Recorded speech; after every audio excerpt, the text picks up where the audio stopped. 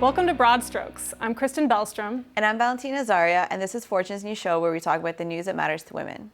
Today we're going to be talking about the Olympics, activist investors, and a really interesting new law that just passed in Massachusetts. Let's go to Rio to start. Gabby Douglas, who's an Olympic gymnast, was attacked on Twitter about basically everything. People were unhappy that she didn't put her hand over her heart on the podium. They're unhappy that she wasn't smiling enough and cheering enough for her teammates when they were competing.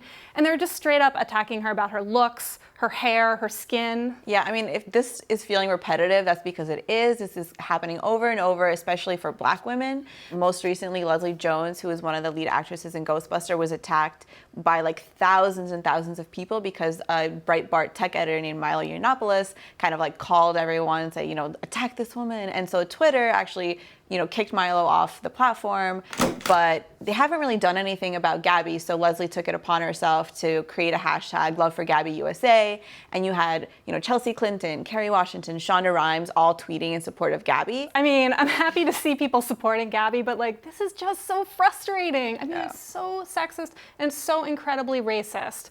So this is really like the stereotype of the angry Black woman that's being thrust upon Gabby because she's not smiling and cheering. I mean, she's an Olympic competitor. It's not her job to be smiling. And let's compare her to Michael Phelps for a minute. Before race, he was mean mugging his competitor, and everybody thought it was great. No, he didn't get any of this kind of response. One of the other super uplifting stories this week was a study done about female CEOs and activist investors.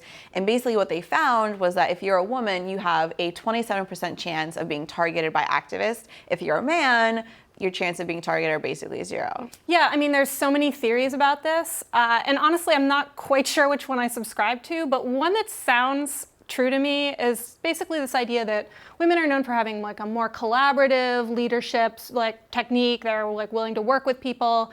And so there's this idea that activists feel that's something they can take advantage of and sort of push to get their way. There's also this concept of the glass cliff, which we've talked about before. And it's basically just that if a woman becomes CEO of a company, chances are the company's in trouble, and that maybe that's sort of a red flag for activists. So another story that I've been paying a lot of attention to is this law that passed in Massachusetts recently. And this is basically a groundbreaking equal pay law. The part that people are really excited about is this provision that says if you're an employer, now you can no longer ask your potential employee how much money they're making. And the idea is that this could potentially close the pay gap because women and minorities tend to make less, and then they go to their next job and they make less, and it's just this really horrible perpetuating cycle that goes on throughout their entire careers. Yeah, and I think as a woman, kind of early on in my career, I'm so excited about this. I know it's only going to be passed in 2018 in Massachusetts and who knows when in New York, but I just feel like this will really make such a difference in the pay gap. You walk into that room and you get that question how much are you making? And you're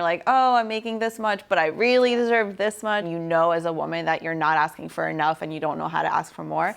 So I mean, I think that this is going to be huge for women, huge for minorities. I'm really excited. Yeah, I mean, the great thing about this law is that it really has teeth. It's very specific. And so people know exactly how it would apply to them in real life. But at the same time, the gender wage gap's actually really complicated. People have been studying it for years and we don't really understand it.